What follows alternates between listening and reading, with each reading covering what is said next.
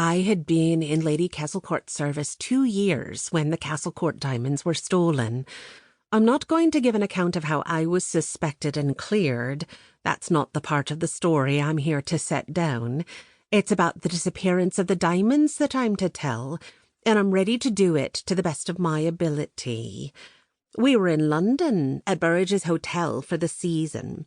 Lord Castlecourt's townhouse at Grosvenor Gate was let to some rich Americans, and for 2 years now we had stayed at Burridge's. It was the 3rd of April when we came to town. My lord, my lady, Chalmers, my lord's man, and myself. The children had been sent to my lord's aunt, Lady Mary Cranberry, she who's unmarried and lives at Cranberry Castle near Worcester.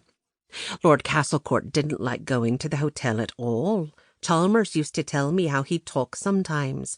Chalmers has been with my lord 10 years and was born on the estate of Castlecourt Marsh Manor. But my lord generally did what my lady wanted, and she was not at all partial to the country. She'd say to me, she was always full of her jokes, "Yes, it's an excellent place, the country, an excellent place to get away from, Jeffers, and the farther away you get, the more excellent it seems." My lady had been born in Ireland and lived there till she was a woman grown.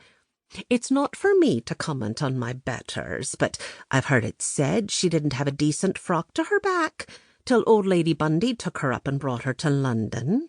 Her father was a clergyman, the Reverend McCarran Duffy of County Clare, and they do say he hadn't a penny to his fortune, and that my lady ran wild in cotton frocks and with holes in her stockings till Lady Bundy saw her. I've heard tell that Lady Bundy said of her she'd be the most beautiful woman in London since the Gunnings, whoever they were, and just brought her up to town and fitted her out from top to toe. In a month she was the talk of the season, and before it was over she was betrothed to the Marquis of Castlecourt, who was a great match for her. But she was the beggar on horseback you hear people talk about. Lord Castlecourt wasn't what would be called a millionaire, but he gave her more in a month than she'd had before in 5 years, and she'd spend it all and want more. It seemed as if she didn't know the value of money. If she'd see a pretty thing in a shop, she'd buy it, and if she had not got the ready money, they'd give her the credit, for being the Marchioness of Castlecourt, all the shop people were on their knees to her. They were that anxious to get her patronage.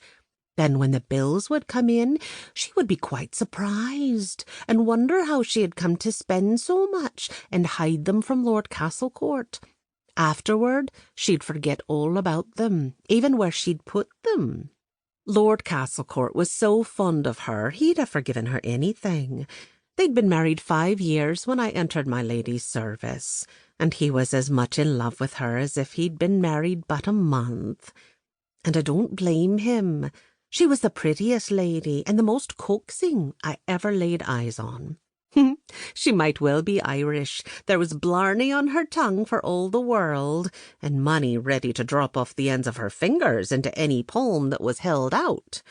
There was no story of misfortune but would bring the tears to her eyes and her purse to her hand. Generous and soft-hearted she was to every creature that walked. No one could be angry with her long. I've seen Lord Castlecourt begin to scold her, and end by laughing at her and kissing her. Not but what she respected him and loved him. She did both, and she was afraid of him too. No one knew better than my lady when it was time to stop trifling with my lord and be serious. It was Lord Castlecourt's custom to go to Paris 2 or 3 times every year. He had a sister married there, of whom he was very fond, and he and her husband would go off shooting boars to a place with a name I can't remember. My lady was always happy to go to Paris. She'd say she loved it, and the theatres and the shops, though what she could see in it I never understood. A dirty, messy city, and full of men ready to ogle an honest Christian woman, as if she was what half the women looked like that go prancing along the streets.